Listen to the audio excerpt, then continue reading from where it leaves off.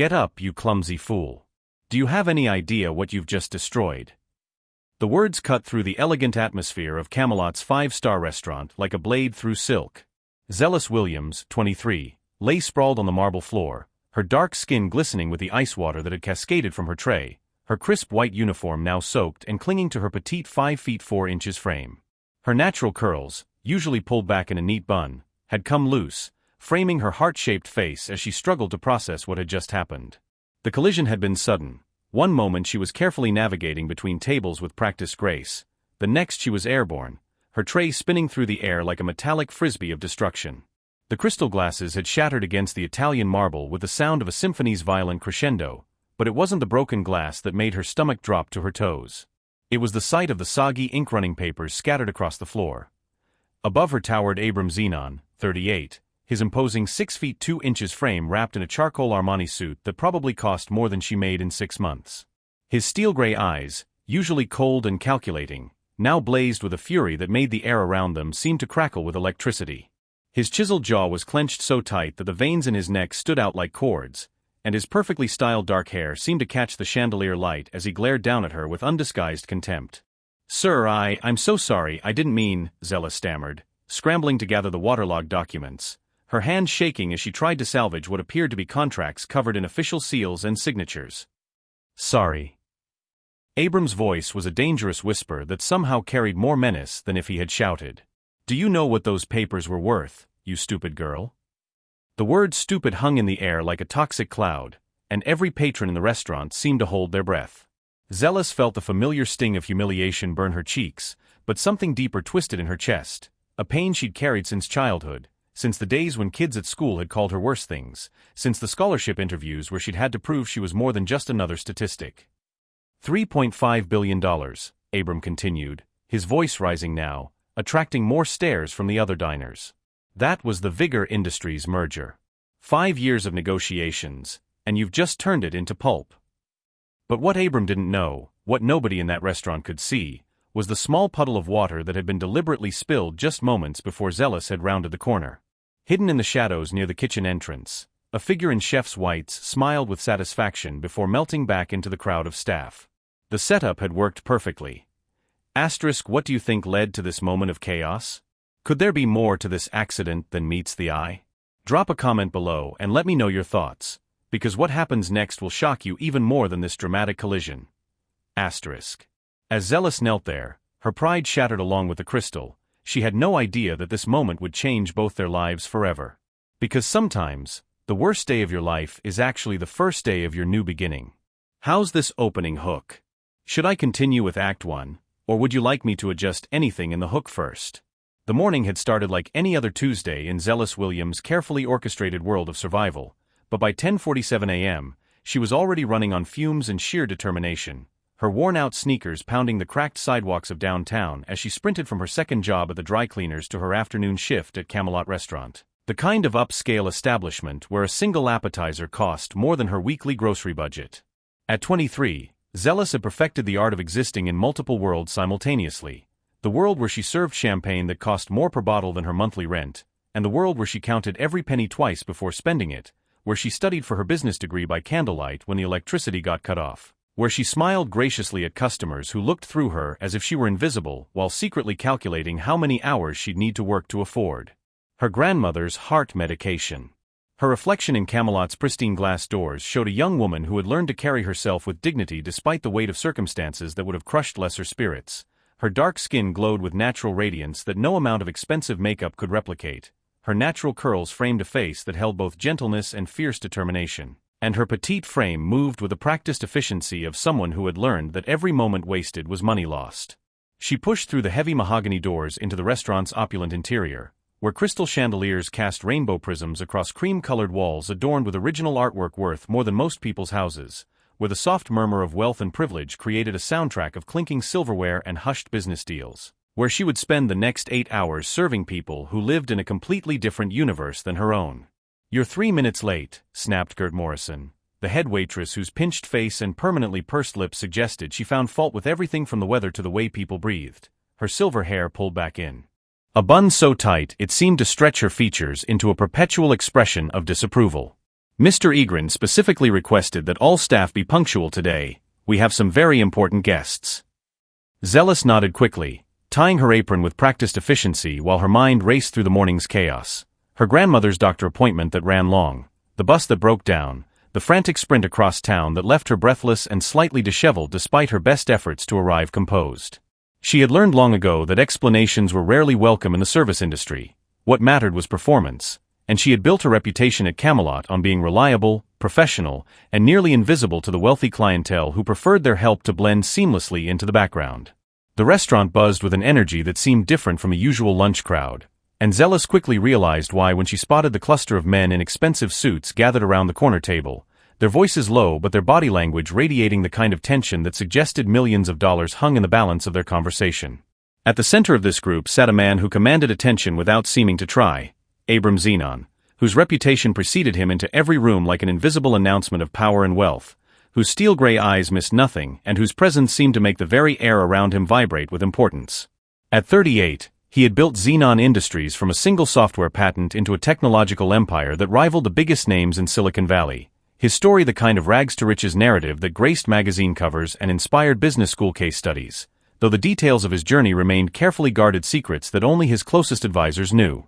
His dark hair was styled with a kind of precision that came from $500 haircuts. His charcoal suit fitted so perfectly it might have been painted on his athletic frame, and when he spoke, the other men at the table leaned forward as if his words carried the weight of gospel truth. Zealous had served him twice before, both times noting how he never made eye contact with the staff, never said please or thank you, never acknowledged that the people bringing his food were anything more than well-programmed robots designed to fulfill his needs without requiring social interaction. Table 7 needs their wine selection, Gert whispered sharply, nodding toward Abram's table where the men had spread out documents that looked official and important, their conversation punctuated by the occasional burst of laughter that suggested the kind of deal-making that would make headlines in tomorrow's financial papers. Zealous approached the table with the wine list, her footsteps silent on the plush carpet, her professional smile fixed in place as she had practiced countless times in front of her cracked bedroom mirror, preparing herself for the familiar sensation of being treated as furniture that could walk and talk. But as she rounded the corner near the kitchen entrance, her left foot hit something wet and slippery, and in that split second between stability and chaos, time seemed to slow down like a movie played in slow motion. She felt her body pitching forward, her arms windmilling desperately as she tried to regain balance. The silver tray with its crystal water glasses launching into the air like projectiles in a carefully choreographed disaster. And then she was falling, her world becoming a kaleidoscope of spinning chandeliers and horrified faces as gravity claimed her with ruthless efficiency. The crash seemed to echo through the restaurant like thunder, the sound of shattering crystal mixing with gasps from nearby diners, and when Zealous hit the marble floor, the impact knocked the breath from her lungs and sent stars dancing across her vision. But even through her dazed state, she could see the disaster spreading around her like ripples in a deadly pond, water soaking into expensive documents, ice cubes skittering across the floor like diamond bullets, and standing over her like an avenging angel, Abram Xenon's face twisted with the kind of rage that could level cities. "Get up, you clumsy fool. Do you have any idea what you've just destroyed?" His voice cut through her shock like a physical blow, and as she struggled to orient herself, she caught a glimpse of movement near the kitchen door. A flash of white chef's coat disappearing back into the shadows, and she realized with a sinking heart that this hadn't been an accident at all. Someone had deliberately created the puddle that sent her tumbling into this nightmare, though she had no idea who or why, only that she was now trapped in the aftermath of someone else's malicious scheme. The soggy papers scattered around her told a story of corporate importance that her minimum wage job had never prepared her to understand. Official seals, legal signatures, dollar amounts with more zeros than she could process, and through her panic, she heard Abram explaining to his horrified colleagues that these were the Vigor Industries merger documents. 5 years of negotiations reduced to waterlogged pulp by her clumsiness. "Sir, I'm so sorry, I didn't mean," she stammered, scrambling on her hands and knees to gather the ruined papers, her uniform soaked through and clinging to her skin, her carefully maintained dignity crumbling as surely as the ink running off the legal documents, but her apology only seemed to fuel Abram's fury to greater heights. "Sorry." He stepped closer, his shadow falling across her like a dark cloud, his voice dropping to that dangerous whisper that somehow carried more menace than shouting ever could. "Do you know what those papers were worth, you stupid girl?" The word stupid hit her like a slap, reverberating through the sudden silence that had fallen over the entire restaurant, and Zealous felt every eye in the room focused on her humiliation, felt the familiar burn of shame that had followed her through childhood taunts and teenage struggles, the word carrying with it every prejudice and assumption that had ever been hurled at her because of her skin color, her economic status, her determination to rise above circumstances that seemed designed to keep her down. But what none of them could see, what even Zealous didn't fully understand in that moment of crisis, was that this disaster would become the catalyst for a transformation that would change both their lives in ways neither could imagine. Because sometimes the universe has to tear everything apart before it can put the pieces back together in a better pattern. And sometimes the worst moment of your life is actually the doorway to everything you never knew you wanted. What do you think was really behind this accident? Could there be someone with a hidden agenda working against Zealous? Share your thoughts in the comments below, because the truth about what happened in those kitchen shadows will blow your mind. $3.5 billion. Abram's voice rose like a gathering storm, each word dripping with venom as he towered over Zealous' crumpled form, his steel-gray eyes blazing with the kind of fury that could melt steel, and the entire restaurant seemed to hold its collective breath as if waiting for lightning to strike. That was the Vigor Industries merger. 5 years of negotiations, board meetings in 3 different countries, lawyers who charge more per hour than you probably make in a year, and you've just turned it into expensive confetti. His hand swept dramatically toward the soggy documents, some of which were already dissolving into unreadable mush, the official seals bleeding their red wax onto the pristine marble like wounds that would never heal. Zealous felt the weight of every stare in the restaurant pressing down on her shoulders like physical stones, her cheeks burning with humiliation as she continued to gather the ruined papers with trembling fingers, her mind reeling from the astronomical figure he'd just thrown at her. $3.5 billion, an amount so vast it seemed fictional, like something from a movie rather than real life. Around them, the other diners had abandoned all pretense of polite dining, their conversations dying mid-sentence as they craned their necks to witness what was rapidly becoming the most dramatic scene Camelot restaurant had ever hosted, their expensive jewelry catching the light as they whispered behind manicured hands about the spectacle unfolding before them. Abram's business associates sat frozen at their table, their faces ranging from shock to barely concealed horror as they watched their carefully orchestrated deal dissolving along with the ink on those critical documents, and Zealous caught fragments of their whispered conversations. The Tokyo investors fly out tonight. We needed those signatures by 5 years of work down the drain. Each comment adding another layer to her growing understanding of just how catastrophic her fall had been. I can pay for damages, she whispered desperately, though the word sounded hollow even to her own ears because they both knew her entire life savings wouldn't cover even a fraction of the disaster spreading across the marble floor. But she had to try, had to offer something, anything to stem the tide of his rage that seemed to grow more volcanic with each passing second. Abram's laugh was harsh and bitter, the sound cutting through the restaurant's hushed atmosphere like broken glass. Pay for damages? With what? Your tip money. Do you understand what you've done here, or are you too stupid to grasp the magnitude of your incompetence? The second use of that word, stupid, hit her like a physical blow, and Zealous felt something crack inside her chest, not just from a humiliation but from the lifetime of similar moments when people had looked at her and seen only limitations, only stereotypes, only a young black woman who couldn't possibly understand the complexities of their important world. But even as tears threatened to spill over her lashes, she noticed something that sent a different kind of chill down her spine. Jerome, one of the busboys she'd worked alongside for months, was lingering near the kitchen entrance with an expression that didn't quite match the shocked horror on everyone else's faces, his dark eyes holding something that looked suspiciously like satisfaction, and when their eyes met for just a split second, he quickly looked away, but not before she caught the ghost of a smirk playing at the corners of his mouth. The pieces began clicking together in her mind like a puzzle she didn't want to solve. Jerome had been acting strange all week, making comments about how some people thought they were better than others, how certain waitresses got the best tables while others got scraps, and now she remembered seeing him near this exact spot just moments before her fall. Remembered the wet floor that shouldn't have been wet because she'd walked this path 100 times before without incident. The realization hit her like a second collision, but before she could process it fully, Abram was speaking again, his voice now carrying across the restaurant with the authority of someone accustomed to boardrooms and power plays, making sure everyone could hear his judgment of her. This is exactly what's wrong with hiring people who don't understand the value of excellence, who can't comprehend that in the real world, actions have consequences that extend far beyond their small understanding, and his words carried undertones that made several diners shift uncomfortably in their seats, because even wrapped in corporate speak, the implications were clear and ugly. Zealous felt her grandmother's voice echoing in her memory. Baby girl, dignity ain't something they can take from you unless you let them. And suddenly she was pushing herself up from the floor, her soaked uniform clinging to her skin but her spine straightening with a pride that had been passed down through generations of women who had faced worse than this and survived.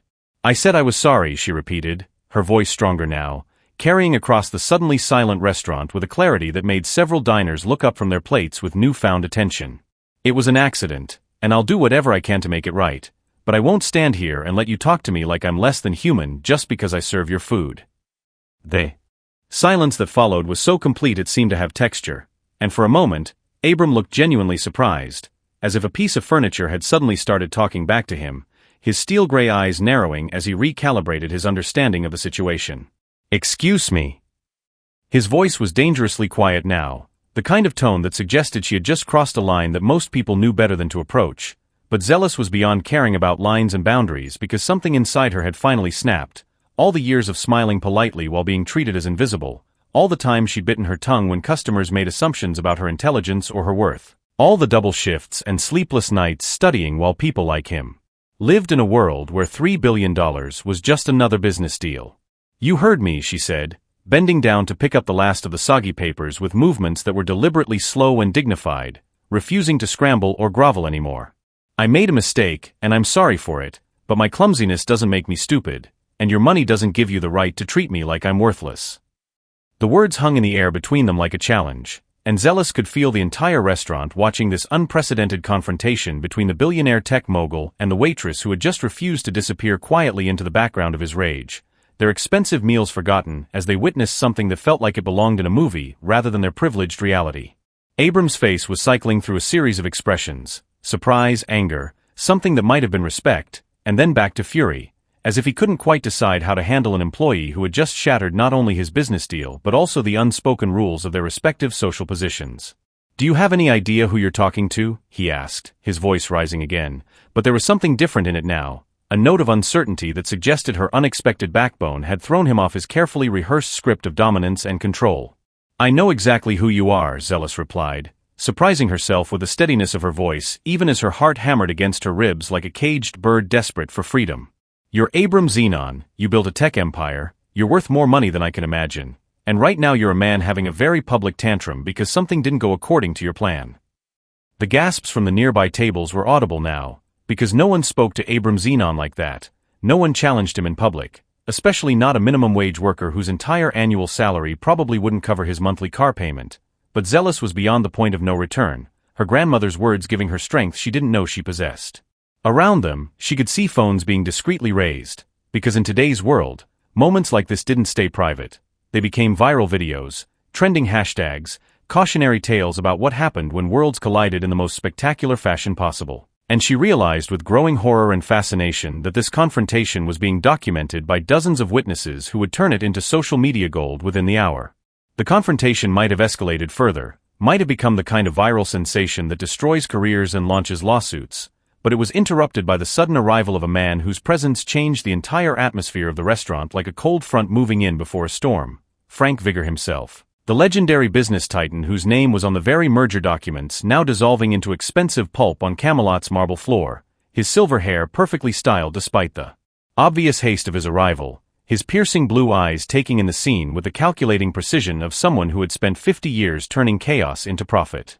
At 72, Frank moved with the deliberate grace of a man who had never learned to rush because the world waited for him, not the other way around, and when he spoke, his voice carried the kind of authority that made billionaires like Abram suddenly remember they were still students in the graduate school of power.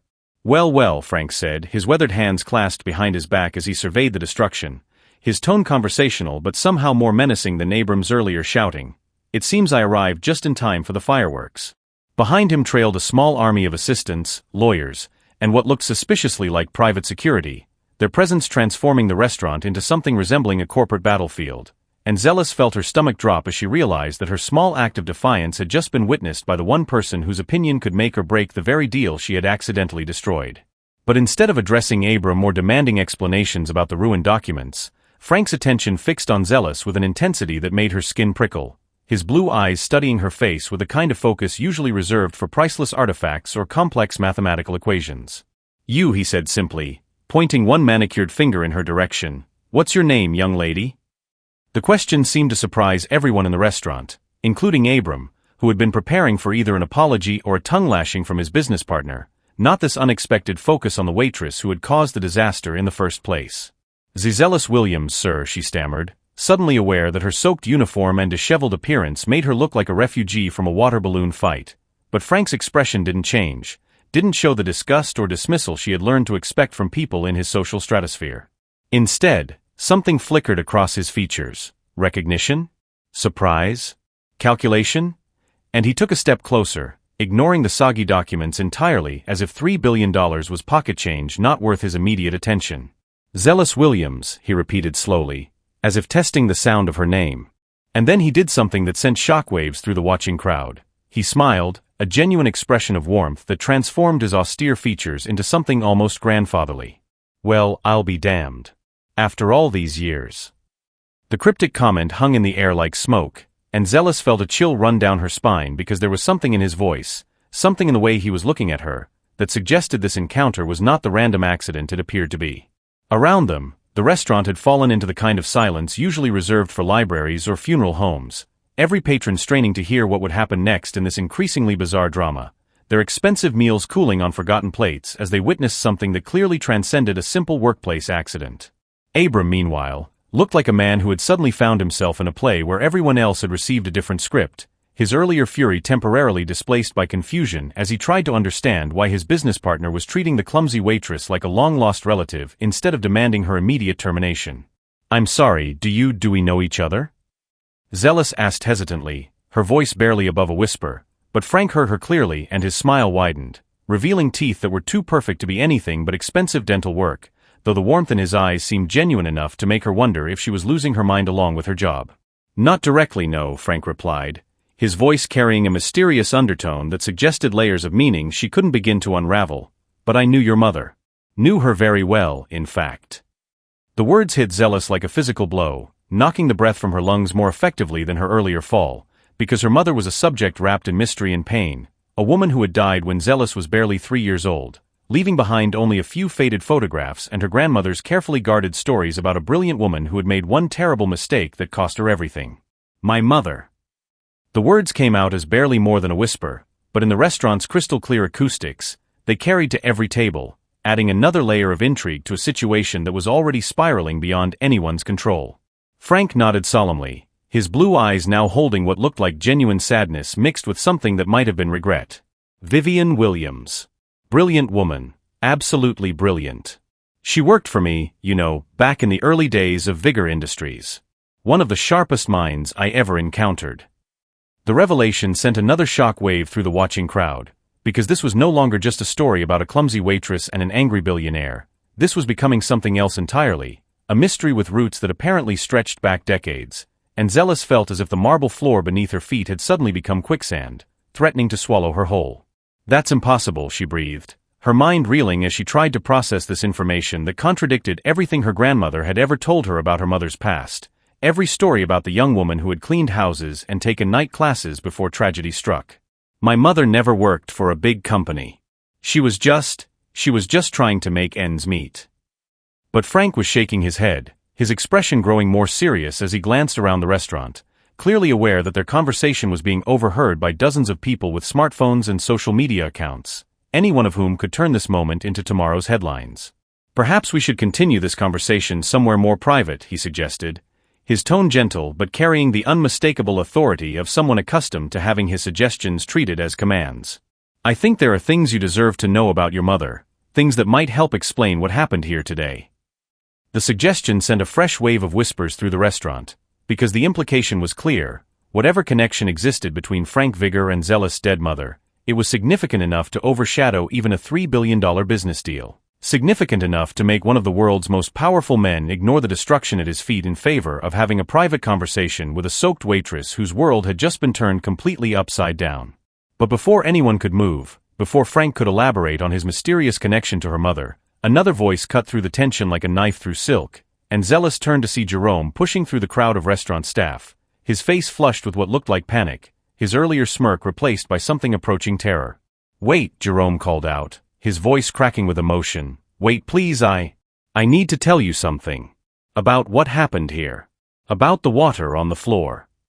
His confession hung in the air like a bomb waiting to explode, and Zealous felt her heart stop as she realized that her suspicions had been correct, that her fall had been no accident, that someone had deliberately orchestrated this disaster for reasons she couldn't begin to fathom.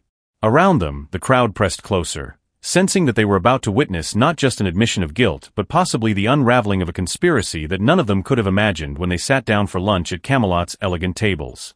Jerome's confession came out in a torrent of words that seemed to pour from him like water from a broken dam, his hands shaking as he pushed through the circle of onlookers who had gathered around the disaster scene like vultures drawn to fresh carrion, his dark eyes darting between zealous and frank vigor with the desperate energy of a man who had suddenly realized he was drowning in consequences far deeper than he had ever imagined. "I did it," he said, his voice breaking with each syllable. "I spilled the water on purpose. I wanted her to fall, but I swear I didn't know about any merger. I didn't know those papers were important. I just wanted to humiliate her because she got the promotion I deserved, because she got moved to the VIP section while I'm still stuck bussing tables after 2 years, and I thought if she had an accident, if she looked incompetent in front of the rich customers, maybe management would see that I was the better choice." The words hung in the air like toxic fumes, and Zealous felt a different kind of pain wash over her, not the sharp shock of betrayal, which she had already suspected, but the deeper ache of understanding just how small and petty the motivations had been that had led to this catastrophic moment, how her entire life had just been upended because of workplace jealousy and wounded pride. Around them, the restaurant patrons leaned forward in their chairs like theater audiences watching a particularly dramatic performance, their expensive meals forgotten as they absorbed every detail of Jerome's breakdown, their smartphones held high to capture what was rapidly becoming the most viral moment in Camelot's prestigious history. Frank Vigor listened to Jerome's confession with a kind of cold attention he might have given to a quarterly earnings report, his blue eyes never leaving the young man's face as he calculated the implications of what he was hearing, while Abram stood frozen in place like a statue of barely contained rage, his steel-gray eyes moving between Jerome and the ruined documents as if he couldn't quite process that a $3 billion deal had been destroyed by nothing more sophisticated than workplace drama and a deliberately spilled glass of water. "You little fool," Abram whispered, his voice carrying more venom than when he had been shouting at Zealous, because at least her accident had been unintentional, at least she could claim the defense of simple clumsiness, but Jerome had deliberately sabotaged what should have been the most important business lunch in Camelot's history. "Do you have any idea what you've done? Do you understand that your jealousy has just cost 3 companies billions of dollars and thousands of jobs?" But Jerome was shaking his head frantically, his confession spiraling into something even more desperate as he realized that his admission had only made things worse, not better. "That's not all," he said, his voice dropping to barely above a whisper, forcing everyone to strain forward to hear him. "Someone paid me $5,000, cash, just to make her look bad in front of the customers. I never asked who or why, they contacted me through a burner phone, left the money in my locker with instructions, and I thought it was just some rich customer who didn't like her attitude or something. I swear I didn't know it would lead to this." The revelation sent another shockwave through the gathered crowd, because this was no longer a story about workplace jealousy or even accidental corporate sabotage. This was beginning to look like a deliberate conspiracy with motives that reached far beyond anything anyone in the restaurant could have imagined, and Zealous felt the ground shift beneath her feet once again as she tried to process the idea that someone somewhere had paid money to orchestrate her humiliation for reasons that remained completely mysterious. Frank Vigor's expression had changed from grandfatherly warmth to something much more dangerous, his blue eyes now holding the kind of cold calculation that had built his empire and destroyed his competitors, and when he spoke, his voice carried the weight of 5 decades in the corporate battlefield. $5,000, he repeated slowly, as if tasting the words. "That's very specific. Not enough to change someone's life, but enough to make them take a risk they wouldn't normally consider. Someone who knows human psychology, someone who understands how to manipulate people without leaving fingerprints." His gaze swept across the restaurant, taking in the faces of the staff, the management, the other diners, as if he was mentally cataloging everyone present and calculating their potential motives for orchestrating this elaborate sabotage. "The question is, what did they gain from destroying our merger? Who benefits from Vigor Industries and Xenon Industries remaining separate companies?" The implication hung in the air like smoke from a distant fire, and Zealous realized with growing horror that she hadn't just been the victim of a workplace prank gone wrong. She had been used as a weapon in some larger corporate war that she didn't understand, a pawn in a game where the stakes were apparently measured in billions of dollars and the players were willing to destroy innocent lives to achieve their objectives. But before anyone could begin to unravel the conspiracy that was emerging from Jerome's confession, the restaurant's front door burst open with enough force to rattle the crystal chandeliers, and a woman strode in who commanded attention like a force of nature unleashed in an upscale dining room. Camelot Rashford. The restaurant's owner and a woman whose reputation in the city's business circles was built on equal parts charm and ruthless ambition, her platinum blonde hair swept back in a style that probably cost more than most people's monthly salary. Her emerald green dress fitted to show off a figure that suggested personal trainers and expensive surgeries, but it was her eyes that captured attention. Pale green orbs that seemed to miss nothing and forgive even less. Eyes that were currently fixed on the chaos in her dining room with an expression that promised consequences for everyone involved. At 45, Camelot had built her restaurant empire through a combination of inherited money, strategic marriages, and a willingness to destroy anyone who stood between her and her objectives, and the way she moved through her restaurant now suggested that she was prepared to add Frank Vigor, Abram Xenon, and anyone else involved in this disaster to her list of conquered obstacles. "What?" she said, her voice cutting through the murmur of conversation like a blade through silk. "In God's name is happening in my restaurant?" Her question was directed at everyone and no one, her pale eyes taking in the soggy documents, the shattered crystal, the crowd of onlookers with their smartphones, and the small group of people at the center of it all who had somehow managed to turn her elegant establishment into what looked like the aftermath of a natural disaster. But when her gaze landed on Frank Vigor, something shifted in her expression, not the deference most people showed to billionaires, but something that looked almost like recognition mixed with what might have been fear, as if she was seeing a ghost from a past she had hoped was buried forever. "Frank," she said, and there was a tremor in her voice that hadn't been there when she was demanding explanations from her staff, "I didn't know you were dining here today. If I had known." But Frank was studying her with the same intensity he had shown when looking at Zealous, his blue eyes narrowing as if he was putting together pieces of a puzzle that had been scattered across decades of time and memory. "Hello, Camelot," he said, and there was something in his tone that made everyone in the restaurant hold their breath, something that suggested this unexpected encounter was another piece of the mystery that seemed to be growing more complex with each passing moment. "It's been, 25 years since we last spoke? You've done well for yourself. Built quite an empire here." The word seemed polite on the surface, but there was an undercurrent of something darker, something that made Camelot's carefully composed features tighten with what looked like barely suppressed panic. 26 years, she corrected automatically, then seemed to regret the precision of her memory as Frank's smile grew wider and more predatory. "Not that I've been counting, of course. Water under the bridge and all that." But Frank was shaking his head slowly, his expression suggesting that for him, very little water had passed under very few bridges, and that he remembered everything with a kind of clarity that made enemies sleep poorly at night.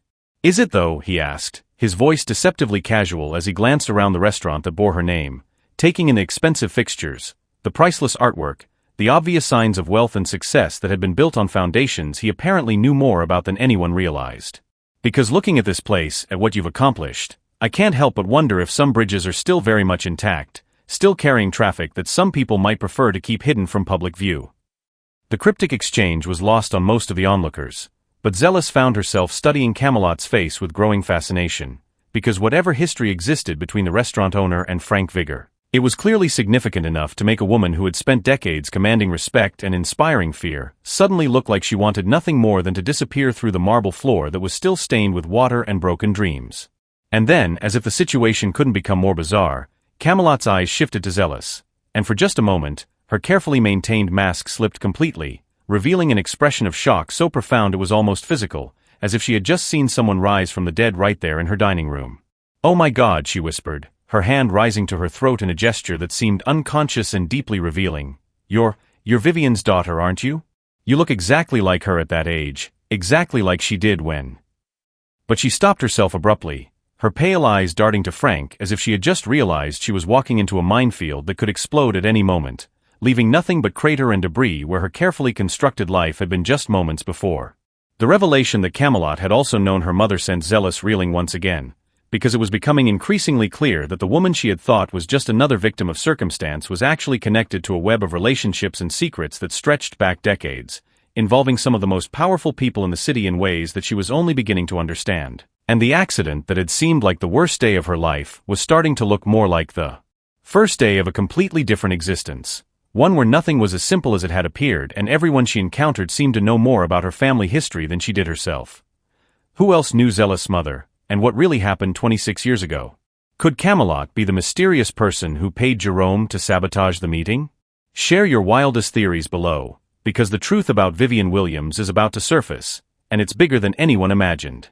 The name Vivian seemed to echo through Camelot's restaurant like a stone dropped into still water, sending ripples of tension across every face in the room, but it was Frank Vigor who broke the loaded silence that followed, his weathered hands clasping behind his back as he studied both women with the calculating precision of a chess master who had just realized the game was more complex than he had initially understood.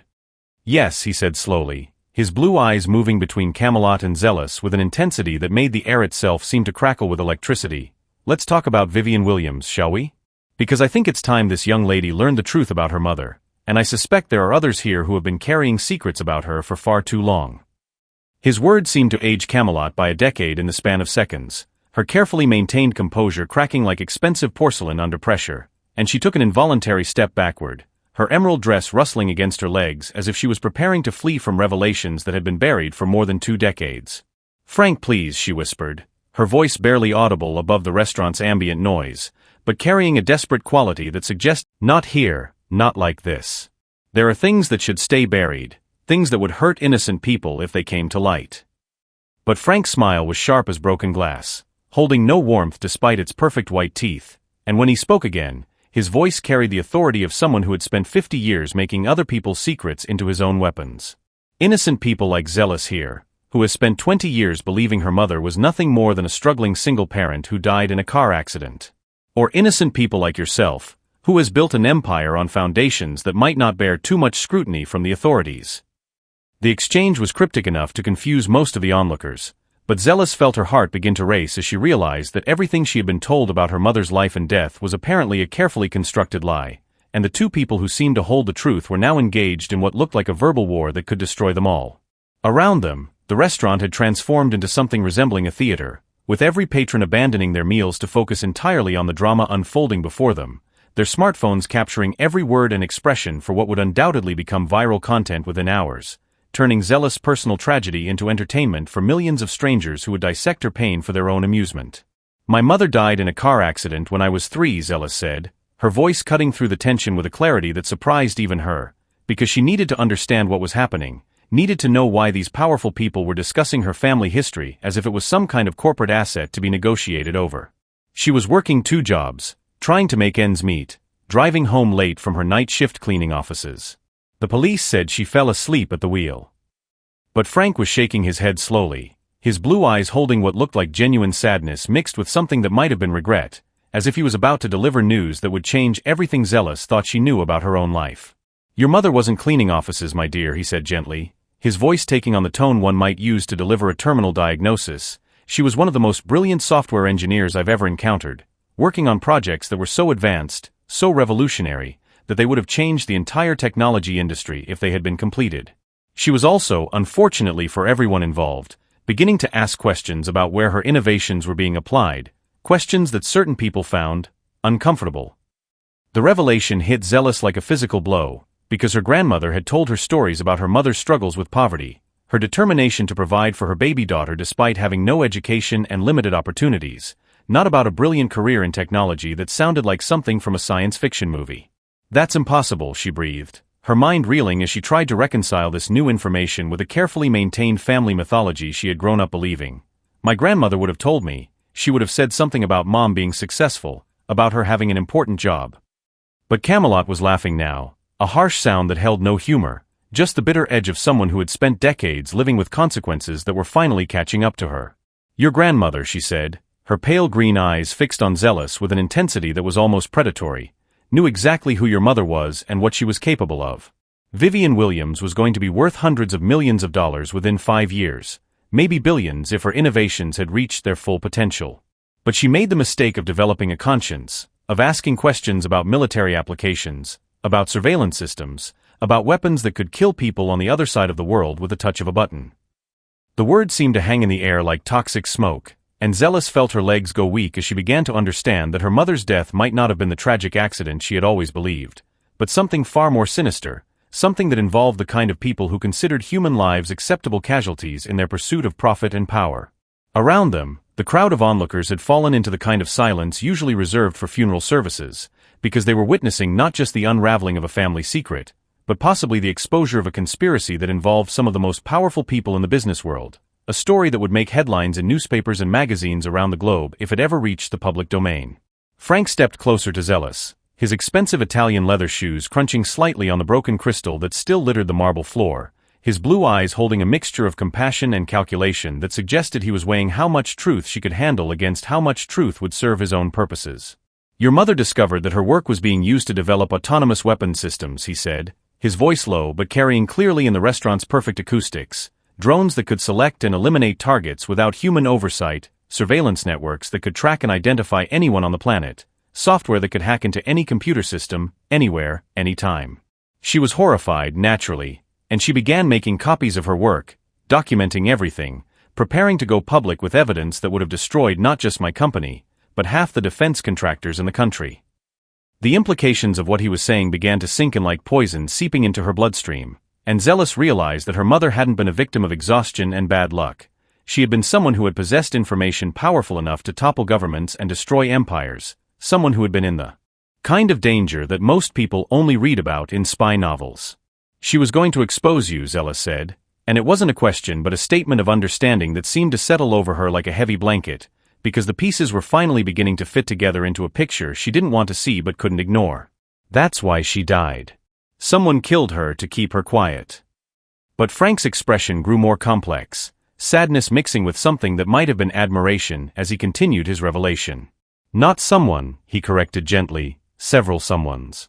A consortium of companies, government agencies, and private interests who had too much invested in those projects to let one idealistic engineer destroy everything they had built. But Vivian was smarter than they gave her credit for. She knew they were coming for her, knew that she was living on borrowed time, so she made arrangements. He paused, his eyes focusing on Zealous with an intensity that made her feel like she was being examined under a microscope. She hid copies of everything, all her research, all the evidence, all the documentation that would prove what these people were doing.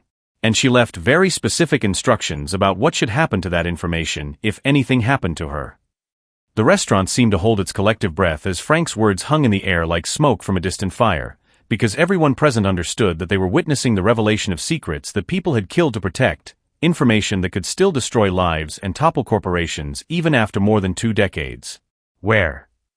Zealous whispered, her voice barely audible but carrying the weight of 20 years of questions that she hadn't even known she should be asking. Where did she hide it? Frank's smile was enigmatic, holding layers of meaning that she couldn't begin to decipher. That, my dear, is where things get interesting, he said, his voice taking on the tone of someone who was about to reveal the final piece of a puzzle that had taken decades to solve. Because your mother was paranoid, rightfully so as it turned out, and she didn't trust anyone completely. So she divided the information into pieces, hiding them in different places, with different people, creating a treasure map that would only make sense if someone had all the pieces and knew how to put them together. He gestured toward Camelot, who had gone pale as death during his explanation, her emerald dress seeming to drain of color along with her face. Camelot here has been carrying one piece of that puzzle for 26 years, haven't you, my dear? A piece she probably hoped would never see the light of day, but which has been burning a hole in her conscience all this time. Camelot's hands were shaking now, her carefully manicured fingers gripping the back of a nearby chair as if it was the only thing keeping her upright. You don't understand, she said, her voice breaking with emotion that seemed to come from somewhere deep and painful. I never wanted any of this to happen. Vivian was my friend, my best friend, and when she came to me with those files, when she asked me to keep them safe, I thought she was just being paranoid, thought the stress of her job was making her imagine conspiracies that didn't exist. Tears were streaming down her face now, cutting tracks through her expertly applied makeup and revealing a vulnerability that seemed completely at odds with her reputation as one of the city's most ruthless businesswomen. But then she died, and I realized she had been right about everything, and I was left with information that could get me killed if the wrong people found out I had it. So I buried it, literally buried it, and tried to forget it ever existed. I built this restaurant, this life, this whole identity, all of it designed to make me invisible to the people who had killed my best friend. But Frank was nodding as if her confession was exactly what he had expected to hear. And now, he said, his voice carrying the satisfaction of someone whose long-term planning was finally coming to fruition, after 26 years of hiding, of living in fear, of wondering when they would come for you too, you have a choice to make. Because Vivian's daughter is standing right here, and she deserves to know the truth about what her mother died for, deserves to have access to the legacy that was stolen from her before she was old enough to understand what she had lost. The weight of generations seemed to settle on Zealous' shoulders as she realized that she wasn't just learning about her mother's secret life. She was being offered the chance to complete something her mother had started, to carry forward a mission that had cost one brilliant woman her life and had haunted others for more than 2 decades. Around them, the restaurant full of wealthy patrons continued to watch in fascination, their smartphones recording every word of what was rapidly becoming one of the most explosive corporate revelations in recent memory, a story that would dominate news cycles and destroy careers if it ever reached the public domain. And Zealous understood with growing clarity that her decision about what to do with this information would affect not just her own life, but the lives of everyone in that room and potentially millions of people she would never meet, people whose safety and privacy depended on whether the weapons and surveillance systems her mother had tried to expose were ever brought to light or remained hidden in the shadows where they could continue to operate without oversight or accountability. What explosive secrets are buried with Vivian's research, and will Zealous choose to complete her mother's mission even if it means putting her own life in danger? The tension is building to a breaking point. Drop your predictions in the comments about what Camelot will reveal next. The silence that followed Frank's revelation stretched like a taut wire ready to snap, but it was broken by the most unexpected voice in the room, Abram Xenon, who had been standing frozen like a statue throughout the increasingly surreal conversation, his steel-gray eyes moving between the participants as if he was watching a tennis match played with nuclear weapons instead of balls. "This is insane," he said, his voice cutting through the tension with the authority of someone who had built an empire on logic and calculated risks, not conspiracy theories and decades-old secrets. "You're telling me that my $3 billion merger was destroyed because of some elaborate revenge plot involving a dead software engineer and buried evidence? That's not business, that's a bad spy movie." But as he spoke, something shifted in his expression, a flicker of recognition that seemed to surprise him more than anyone else in the room, and his eyes fixed on Zealous with a new intensity that made her skin crawl with a sensation of being studied by a predator who had suddenly realized his prey might be more dangerous than anticipated. "Wait," he said slowly, his voice dropping to barely above a whisper as pieces of his own puzzle began clicking into place. "Vivian Williams. VW. The initials on the software patents that were anonymously donated to MIT 23 years ago, the ones that revolutionized artificial intelligence research and made my entire career possible." The admission seemed to shock him as much as everyone else, because he was essentially confessing that his technological empire, his billions of dollars, his entire identity as a brilliant innovator, had been built on the foundation of work created by the dead mother of the waitress he had just finished humiliating in front of a room full of witnesses. "The anonymous donation," Frank confirmed with a smile that held no warmth, only the satisfaction of someone whose carefully laid plans were finally coming to fruition, one of several that Vivian arranged before her death, ensuring that her work would survive even if she didn't. She was brilliant that way, always thinking 3 moves ahead, always preparing for contingencies that the rest of us couldn't imagine. His blue eyes fixed on Abram with a kind of intensity usually reserved for examining specimens under a microscope.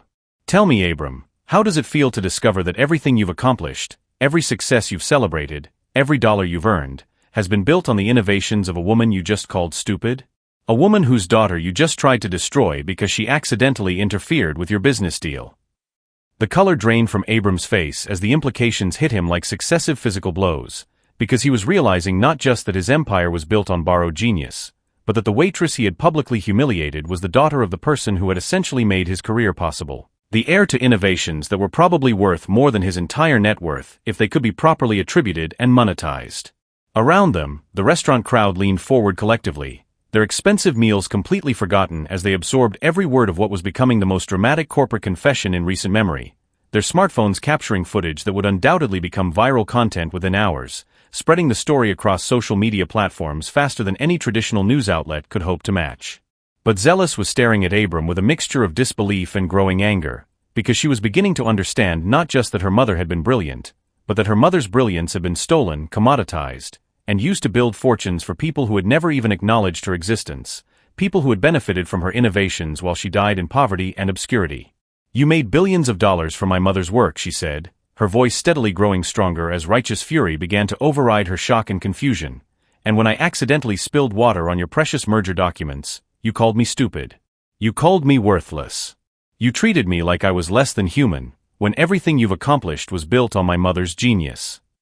The accusation hung in the air like an indictment, and Abram looked like a man who had just realized he was standing in quicksand that was already up to his neck, his earlier arrogance replaced by something approaching panic as he calculated the potential consequences of this revelation becoming public knowledge. But before he could formulate a response, Camelot stepped forward, her emerald dress rustling with each movement, her pale green eyes now blazing with an intensity that transformed her from terrified conspirator into something resembling an avenging angel. "There's more," she said, her voice carrying across the restaurant with the authority of someone who had finally decided that 26 years of silence was enough, that some secrets were too toxic to carry any longer. "The evidence Vivian left me wasn't just about weapons systems and surveillance networks. It was about the people behind them, the consortium Frank mentioned, the group that ordered her death and has been operating in shadows ever since." She reached into her purse with trembling fingers, extracting what looked like an old-fashioned safety deposit box key, its brass surface tarnished with age but still bearing the distinct markings of a major bank security system. "She gave me this the night before she died, made me promise to keep it safe until her daughter turned 21, until someone could make sense of what she had discovered and decide what to do with it." The key seemed to glow under the restaurant's crystal chandeliers, a small piece of metal that apparently held the power to destroy careers, topple governments, and rewrite the history of the technology industry, and everyone in the room understood that they were looking at what might be the most dangerous object any of them had ever encountered. Zealous reached for the key with hands that shook like autumn leaves, her fingers closing around the warm brass as if she was grasping her mother's hand across 23 years of separation and lies, and the moment the metal touched her skin, she felt something shift inside her chest, a sensation like puzzle pieces falling into place after decades of being scattered across the floor of her life. "What's in the safety deposit box?" she asked, though part of her already knew the answer would change everything, would transform her from a struggling waitress into the inheritor of secrets that people had killed to protect and would probably kill again to possess. Frank stepped closer, his weathered face showing genuine emotion for the first time since he had entered the restaurant, his blue eyes holding what looked like pride mixed with apprehension as he watched her handle the key that represented her mother's legacy. "Everything," he said simply, his voice carrying the weight of decades of guilt and regret. "Documentation of every project Vivian worked on, every contract she signed, every modification she made to systems that were supposed to protect people but were being perverted into tools of oppression and control. Names, dates, financial records, communication logs, video evidence of meetings where decisions were made to weaponize her innovations without her knowledge or consent." He paused, his gaze sweeping across the restaurant full of witnesses who were recording every word. "But most importantly, it contains the override codes, the backdoors she built into every system she ever created, fail-safes that could shut down the entire network of surveillance and autonomous weapons that her work made possible, codes that could literally save millions of lives if they were activated by someone with the courage to use them." The implications of what he was saying began to sink in like stones dropping into deep water, and Zealous realized that she wasn't just inheriting her mother's research, she was being handed the power to potentially reshape global security, to disable systems that were being used to spy on innocent people and eliminate targets without human oversight, to complete the mission that her mother had died trying to accomplish. But with that realization came another, more terrifying understanding. If these systems were as important as Frank claimed, if they were really being used by governments and corporations around the world, then the people who controlled them would do anything to prevent her from accessing those override codes, would see her as an existential threat that needed to be eliminated just as her mother had been eliminated 2 decades earlier.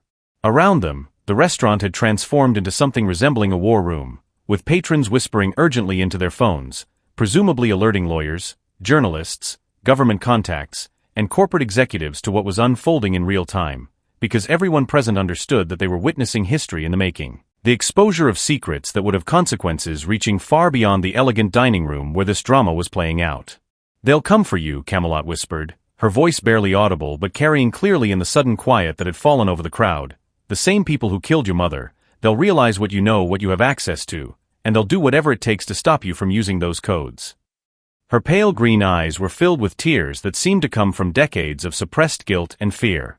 "I should have destroyed that key years ago, should have let your mother's secrets die with her, because now you're going to be in the same danger she was in, and I don't know if you're strong enough to survive what's coming." But Zealous was shaking her head, her grip tightening on the key as she felt something she had never experienced before, a sense of purpose that seemed to flow through her veins like electricity, a connection to her mother that transcended death and time, understanding that everything she had endured, every struggle and humiliation and moment of doubt, had been preparing her for this moment when she would have to choose between safety and justice, between hiding in shadows and stepping into the light that had gotten her mother killed. "I'm not going to hide," she said, her voice carrying across the restaurant with a clarity that surprised everyone, including herself, because she was discovering reserves of courage she hadn't known she possessed, strength that seemed to come from generations of women who had faced impossible odds and refused to surrender. My mother died trying to protect people from systems that could be used to hurt them, and if I have the power to finish what she started, if I can use these codes to shut down weapons that kill innocent people and surveillance networks that destroy privacy and freedom, then that's what I'm going to do, no matter what the consequences. The declaration seemed to electrify the air around them, and Frank's expression shifted from apprehension to something approaching admiration as he realized that Vivian Williams' daughter had inherited not just her mother's brilliance, but also her moral courage, her willingness to sacrifice personal safety for the greater good, her determination to stand up to forces that most people were too terrified to even acknowledge existed. And as the crowd of witnesses continued to record every word, every gesture, every moment of this unprecedented revelation, everyone in the restaurant understood that they were watching the beginning of something that would reshape not just their own lives, but potentially the entire world. Act 7.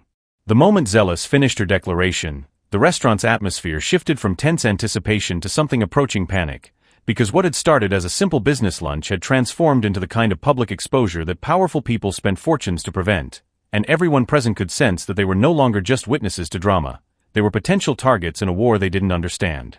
The change began subtly, with several patrons receiving urgent phone calls simultaneously, their faces draining of color as they listened to voices on the other end delivering news that made them glance nervously toward the exits. But it escalated rapidly when the restaurant's front windows darkened as black SUVs with tinted glass began pulling up outside, their occupants invisible but their intent unmistakably sinister.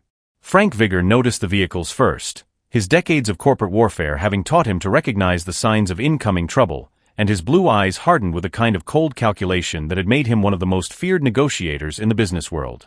"We need to leave," he said quietly, his voice carrying the authority of someone who had survived multiple attempts on his life and knew the difference between paranoia and prudent caution. Right now, through the back entrance, before they have time to position their people properly. But even as he spoke, the restaurant's back door burst open to reveal more men in dark suits, their faces hidden behind sunglasses despite being indoors, their movements coordinated with military precision as they took positions that effectively trapped everyone inside the elegant dining room that had suddenly become a very expensive prison. Zealous felt her heart hammering against her ribs like a caged bird as she realized that her mother's enemies had been watching, waiting, and were now moving to eliminate the threat she represented with the same ruthless efficiency they had probably used 23 years earlier. But instead of fear, she felt a surge of anger so pure it seemed to burn away every doubt she had ever harbored about her own strength and determination.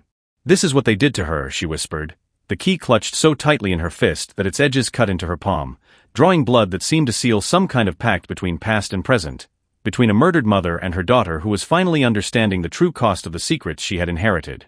Around them, the other diners were beginning to panic as they realized that their expensive meal had turned into something resembling a hostage situation, their smartphones suddenly useless as some kind of jamming signal turned their screens into black rectangles, cutting them off from the outside world and ensuring that whatever happened next would have no witnesses beyond those trapped inside Camelot's restaurant. But Abram was staring at the armed men with an expression that wasn't quite fear. It was something closer to recognition, as if he was seeing faces he had hoped never to encounter again, and when he spoke, his voice carried a tremor that suggested he was realizing his own life was probably forfeit along with everyone else's. "Egrin," he whispered, the name seeming to stick in his throat like broken glass. They sent Egrin himself. "This isn't just about stopping Zealous from accessing her mother's research. This is about eliminating everyone who knows the truth, everyone who could connect them to Vivian's murder." The name seemed to mean something to Frank as well, because his face went ashen as he followed Abram's gaze to a man who had just entered through the main entrance, moving with the fluid grace of a professional killer who had never failed to complete an assignment, his silver hair perfectly styled despite the obvious urgency of the situation, his pale eyes scanning the restaurant's interior with a detached efficiency of someone cataloging targets rather than observing human beings.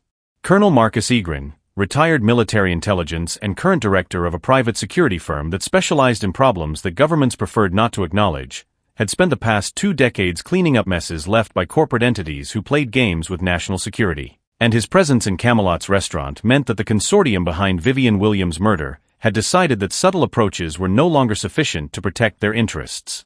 "Ladies and gentlemen," Egrin announced, his voice carrying the clipped authority of someone accustomed to battlefield command, "I apologize for the inconvenience, but this establishment is now under temporary security lockdown while we address a matter of national importance." His pale eyes found Zealous among the crowd of terrified diners, and when he smiled, the expression held no warmth, only the cold satisfaction of a hunter who had finally cornered his prey after a very long chase. "Miss Williams, you have something that belongs to the United States government, something that your mother stole before her unfortunate accident, and we're here to retrieve it and ensure that it doesn't fall into the wrong hands."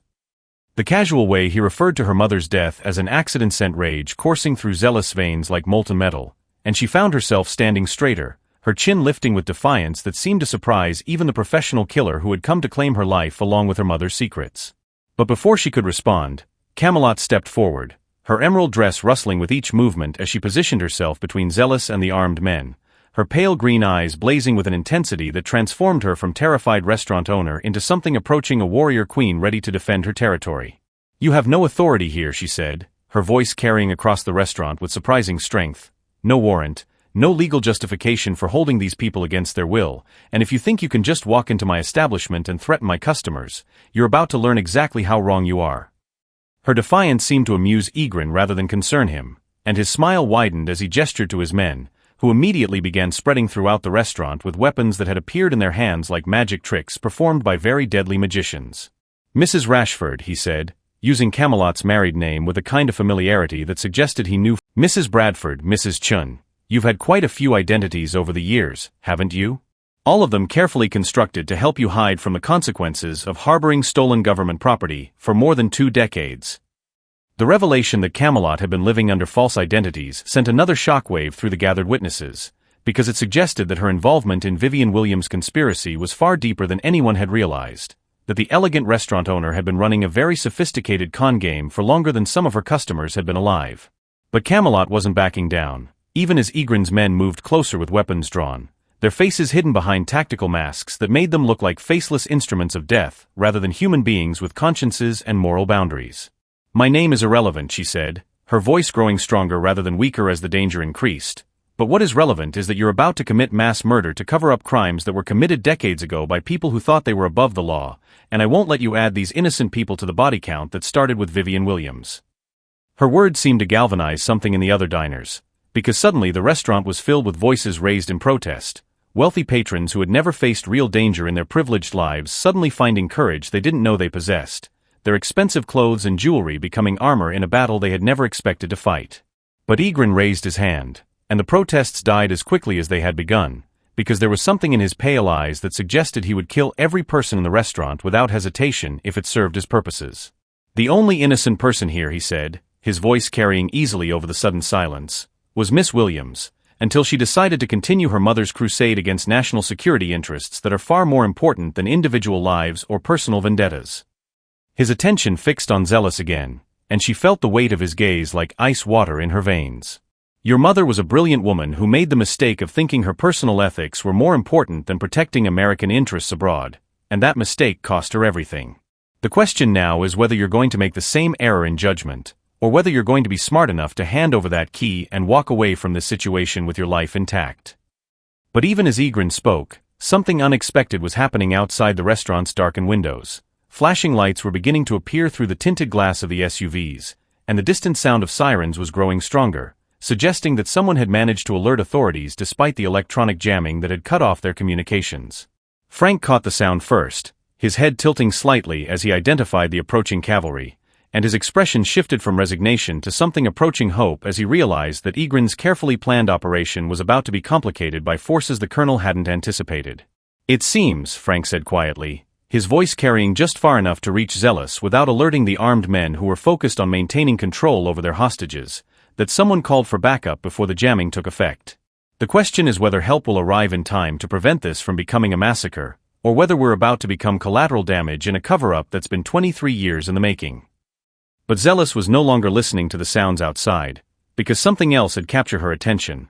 A small piece of paper that had fallen from her pocket when she had reached for the key, a note in her grandmother's careful handwriting that she had carried with her for years without really understanding its significance. Words that had seemed like nothing more than an old woman's rambling about the past, but which now appeared to be instructions for a situation exactly like this one. The note read, "Baby girl, if you ever find yourself in danger because of what your mama left behind, remember that she loved you more than life itself, and she made sure you would have everything you need to finish what she started. The key opens more than just a box. It opens a door to the future she dreamed of for you, but only if you're brave enough to walk through it when the time comes.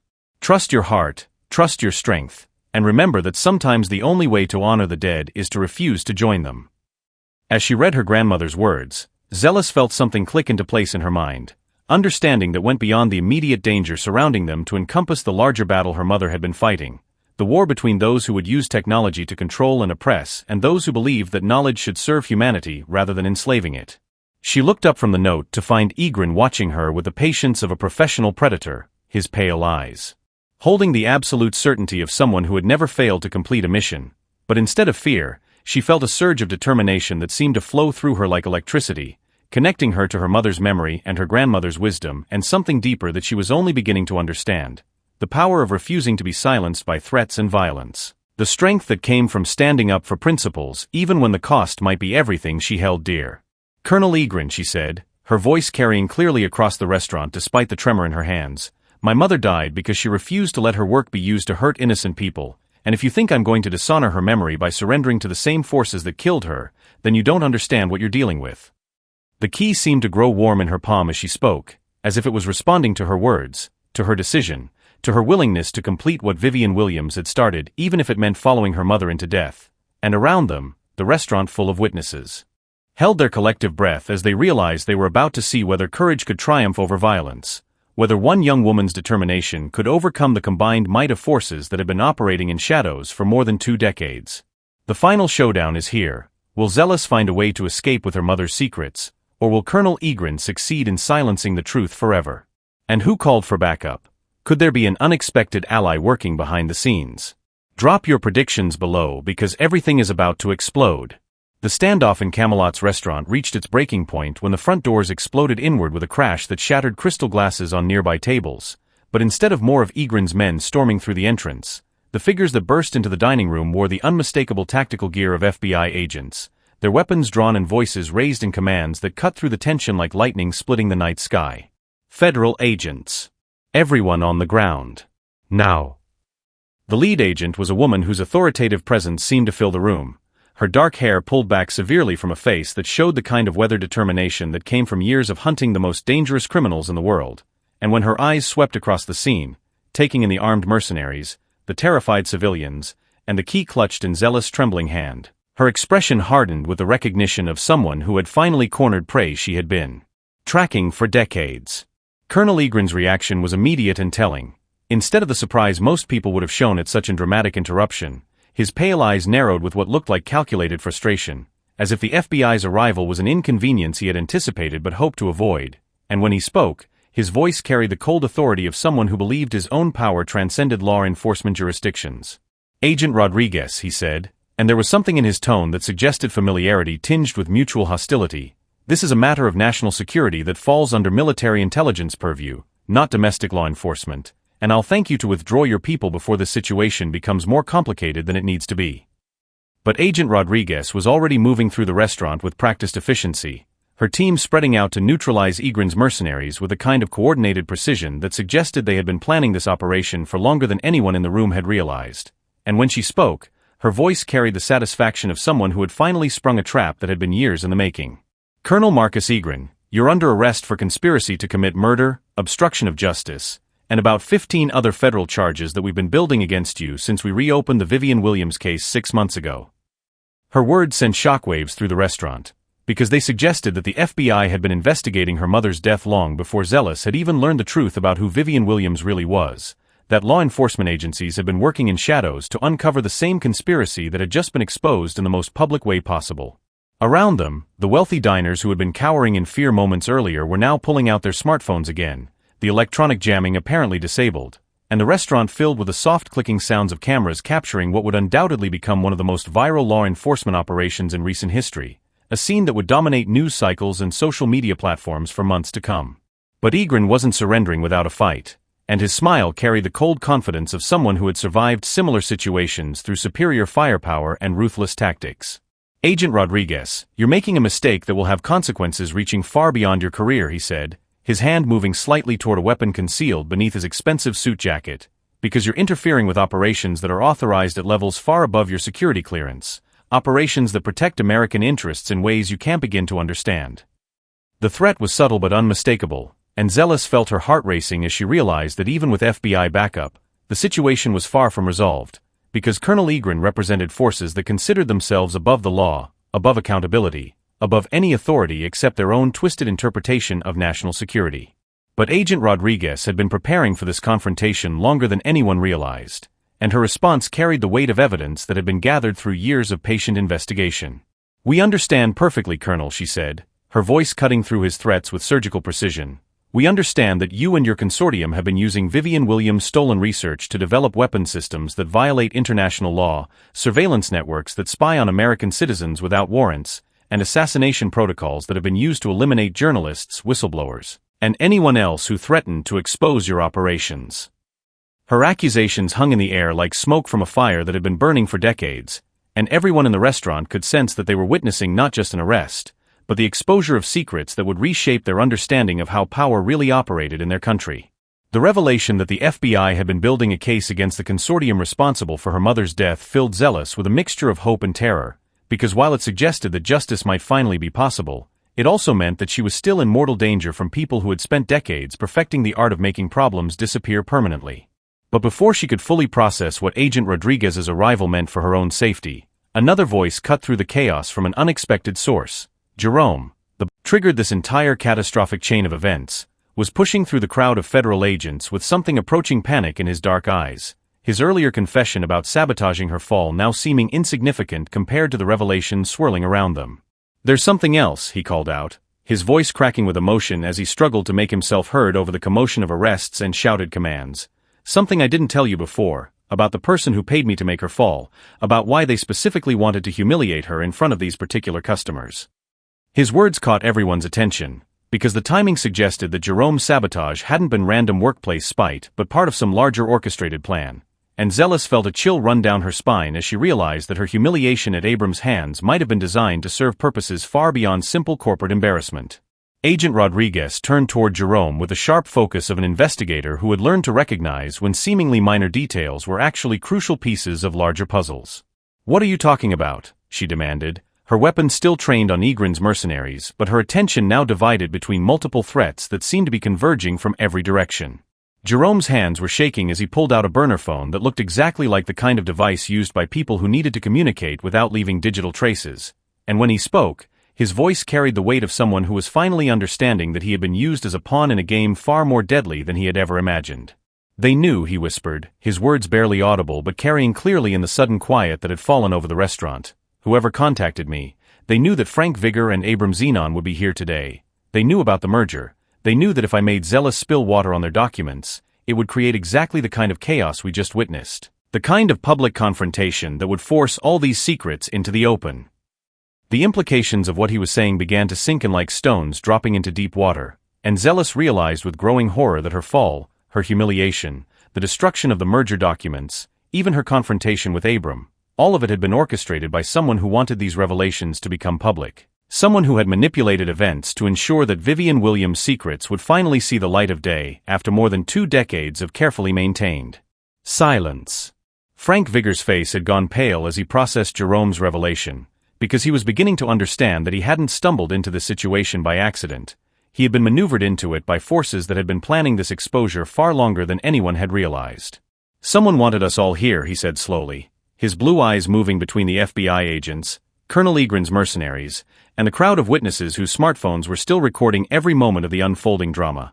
"Someone who knew that bringing us together in a public place would force a confrontation that couldn't be covered up or swept under the rug the way Vivian's murder was." But even as the scope of the manipulation became clear, Agent Rodriguez was receiving information through her earpiece that made her expression shift from professional satisfaction to something approaching alarm, and when she spoke, her voice carried the urgency of someone who had just learned that the situation was far more complex than even her extensive investigation had uncovered.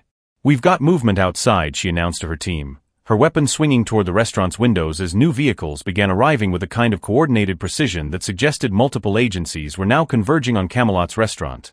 Unmarked federal vehicles, military transport, and what looks like private security from at least 3 different corporations. This is turning into a jurisdictional nightmare, with everybody wanting a piece of whatever's happening here.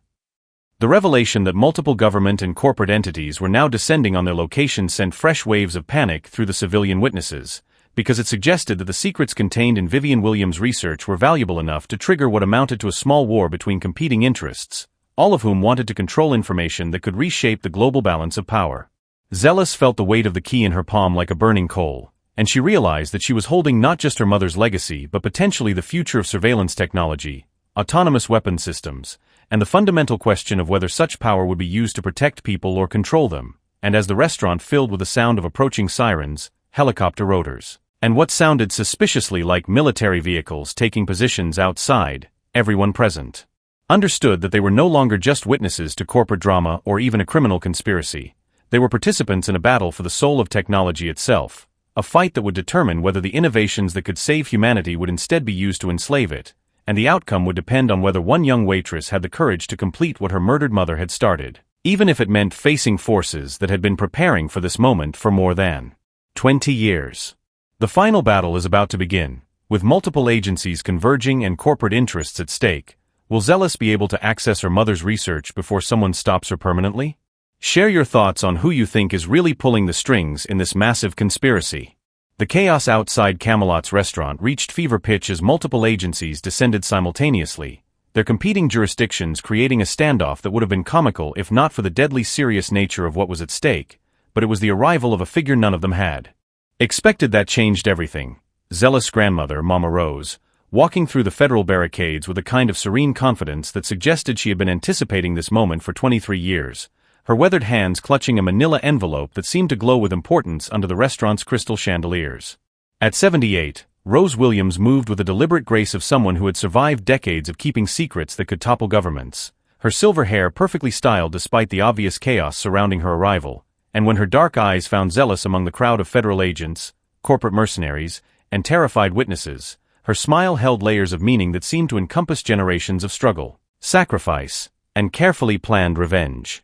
"Baby girl," she said, her voice carrying clearly across the restaurant despite the shouting of law enforcement officers and the tactical discussions of competing agencies. "It's time you learned the whole truth about what your mama left for you, and why I've been waiting all these years for you to be strong enough to handle it." Her words sent shockwaves through everyone present, because they suggested that Mama Rose wasn't just Zealous' grandmother. She was a co-conspirator in whatever plan Vivian Williams had set in motion before her death, a woman who had spent more than 2 decades positioning the pieces for this exact moment when all the players would be forced into the open where their crimes could no longer be hidden in shadows. Agent Rodriguez turned toward the elderly woman with the sharp attention of an investigator who had just realized that a key witness had been hiding in plain sight. But before she could speak, Colonel Egren's expression shifted from cold calculation to something approaching genuine shock, as if he was seeing a ghost from a past he thought he had buried along with Vivian Williams. "That's impossible," he whispered, his pale eyes fixed on Mama Rose with a kind of intensity usually reserved for examining miracles or nightmares. "Rose Williams died in a nursing home fire 15 years ago. We confirmed the body, we verified the dental records, we made sure there were no loose ends left from the Vivian Williams operation." But Mama Rose was laughing now, a sound that held no humor, only the bitter satisfaction of someone whose long-term planning had finally reached its culmination. And when she opened the manila envelope with hands that were steadier than those of people half her age, the documents that spilled out seemed to transform the restaurant's atmosphere from tense confrontation to something approaching a corporate apocalypse.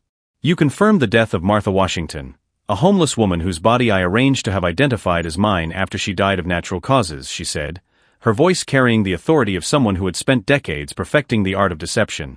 "Because I needed to disappear long enough to put certain plans into motion. Plans that required me to be officially dead while I worked behind the scenes to ensure that my daughter's murder would eventually be avenged." The revelation that Zealous' grandmother had faked her own death sent another shockwave through the assembled crowd, because it meant that the elderly woman they had dismissed as a harmless civilian was actually a master manipulator who had been orchestrating events for more than a decade, positioning players and gathering evidence while everyone believed she was moldering in a grave that contained someone else's bones. Around them, the restaurant had transformed into something resembling a war zone, with FBI agents maintaining defensive positions against Colonel Egren's mercenaries while new arrivals from various government agencies tried to establish their own authority over a situation that was rapidly spiraling beyond anyone's ability to control. And through the windows, they could see news helicopters circling like vultures drawn to the scent of the biggest story of the decade. But Mama Rose was just getting started, and the document she spread across the nearest table seemed to glow with the power to destroy careers, topple corporations, and reshape the entire intelligence community. Because they weren't just copies of Vivian Williams' research, they were communication logs, financial records, assassination orders, and video evidence that connected every major player in the conspiracy to crimes that would keep prosecutors busy for decades. "You see," she continued, her dark eyes moving between Colonel Egren, Frank Vigor, Abram Xenon, and Agent Rodriguez with the satisfaction of someone who had finally revealed her winning hand after years of patient card playing. Vivian didn't just hide her research in that safety deposit box. She created an entire network of evidence caches, dead man switches, and automatic disclosure protocols that I've been maintaining and expanding for 23 years, waiting for the right moment to expose everyone involved in her murder. The implications of what she was saying began to sink in like acid eating through metal, and Colonel Egren's face went ashen as he realized that his carefully constructed cover-up had been under surveillance by the victim's mother for more than 2 decades, that every move he had made, every crime he had committed, every life he had destroyed in the name of national security had been documented and preserved by a woman he had thought was safely buried in an unmarked grave. Frank Vigor was staring at the documents with the expression of someone who had just realized that his entire empire was built on a foundation that was about to collapse, because among the papers Mama Rose had spread out were contracts bearing his signature, authorizing the weaponization of systems that Vivian Williams had designed for peaceful purposes, agreements that would expose him not just as a war profiteer, but as someone who had knowingly participated in the murder of the woman whose innovations had made him billions of dollars.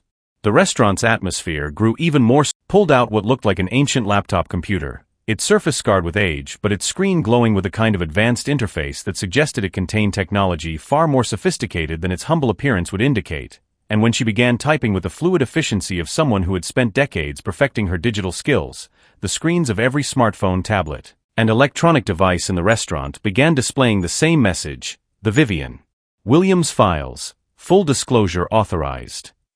The words seemed to hang in the air like smoke from a fire that was about to consume everything they had thought they knew about corporate power, government accountability, and the price of technological innovation, and Zealous realized that her grandmother hadn't just been waiting for her to be strong enough to handle the truth. She had been preparing to unleash a digital avalanche that would bury the conspiracy responsible for her daughter's death under so much evidence that no amount of money or influence could dig them out. Every news outlet in the world is receiving these files simultaneously, Mama Rose announced, her voice carrying the satisfaction of someone who had just fired the opening shot in a war she had been planning for longer than most people could imagine, along with copies being automatically delivered to prosecutors, congressional oversight committees, international human rights organizations, and WikiLeaks platforms that specialize in exposing government corruption. The revelation that the evidence was already spreading beyond anyone's ability to contain it sent Colonel Egren into a rage that transformed his controlled military demeanor into something resembling a rabid animal backed into a corner, and his hand moved toward his weapon with the desperate energy of someone who had just realized that his only remaining option was to eliminate as many witnesses as possible before the full weight of his crimes became public knowledge. But Agent Rodriguez was faster, her training and preparation allowing her to anticipate his desperation, and her weapon was already trained on him when he began to draw his sidearm, her voice cutting through the chaos with the authority of federal law enforcement backed by evidence that could no longer be suppressed or covered up. "It's over, Egren," she said, her finger tight on the trigger as she prepared to end a career that had been built on the corpses of journalists, whistleblowers, and anyone else who had threatened to expose the shadow operations that had been conducted in democracy's name. 23 years of cover-ups, murders, and conspiracy are about to come crashing down on your head, and there's nowhere left to run. But even as federal agents moved to arrest the mercenaries who had been moments away from committing mass murder, even as the evidence of decades-old crimes began flooding news networks and social media platforms around the world, the story was far from over, because Mama Rose was looking directly at her granddaughter with an expression that suggested the biggest revelation was yet to come. "There's one more thing, baby girl," she said, her voice dropping to barely above a whisper as she pulled out a final document that seemed to glow with importance under the restaurant's lighting. "Something your mama made me promise to tell you only when you were ready to hear it, only when you had proven that you had inherited not just her brilliance but also her courage." The paper she handed to Zealous was a birth certificate, but not the one she had grown up believing was hers, and as she read the information contained in its official seals and legal stamps, she felt the world shift beneath her feet once again, because according to this document, her father wasn't the unknown figure she had always imagined, it was Frank Vigor himself, the billionaire who had been sitting across from her just hours earlier, the man who had claimed to know her mother but had failed to mention that their relationship had produced the daughter he was now meeting for the first time. The revelation sent shockwaves through everyone present, because it meant that Zealous wasn't just inheriting her mother's research and her grandmother's carefully planned revenge. She was also the biological heir to one of the largest fortunes in the corporate world, a twist that transformed her from struggling waitress to potential billionaire in the span of a single document. And as Frank Vigor's face went pale with the recognition of truths he had spent decades trying to avoid, everyone in The restaurant understood that the conspiracy they had been witnessing was even more personal, more complex, and more devastating than any of them had imagined. Around them, the chaos continued as federal agents processed arrests.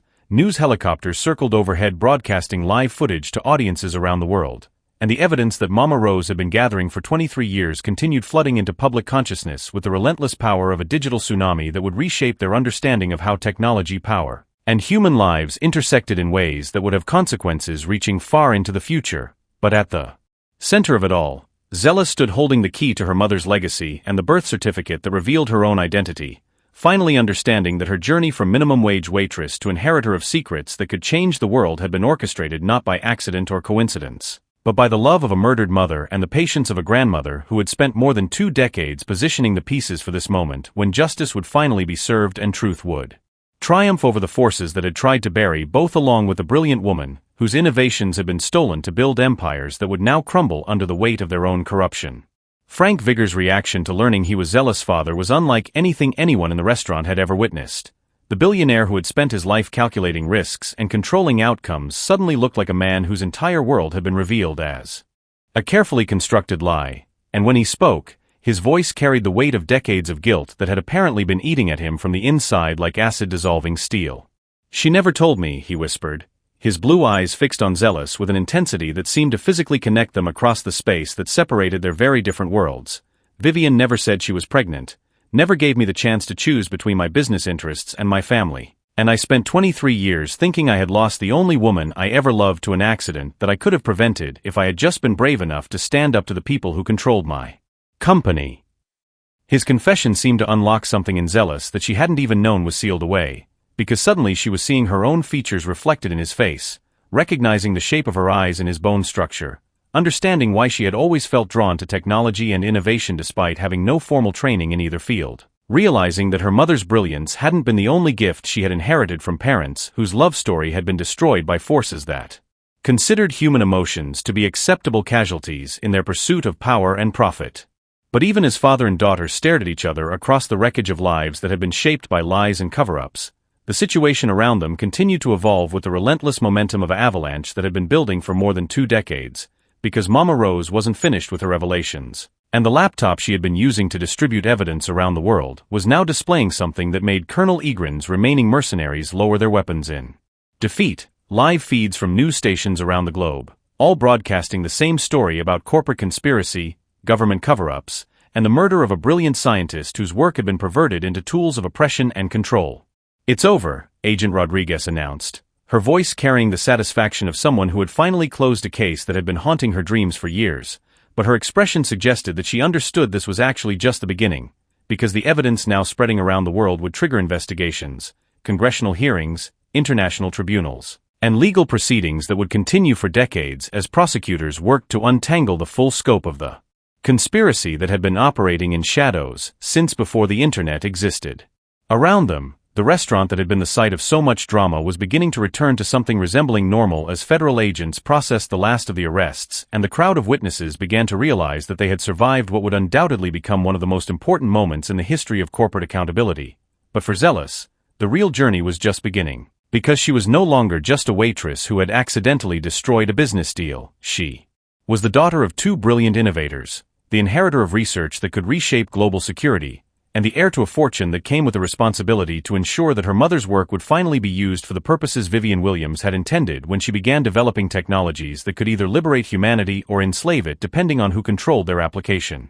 As the last of Colonel Egren's mercenaries were led away in handcuffs, as news helicopters continued circling overhead broadcasting the story to audiences that numbered in the hundreds of millions, as social media platforms crashed under the weight of evidence that was reshaping public understanding of how power really operated in the modern world, Zealous stood at the center of it, all holding the key that had unlocked not just her mother's secrets but her own identity, and she realized that everything she had endured, every moment of poverty, every humiliation, every struggle to survive, had been preparing her for this moment when she would have to decide how to use the power she had inherited to honor the memory of a mother she barely remembered and complete a mission that had cost one brilliant woman her life, but might save countless others from the weapons and surveillance systems that had been built from her stolen innovations.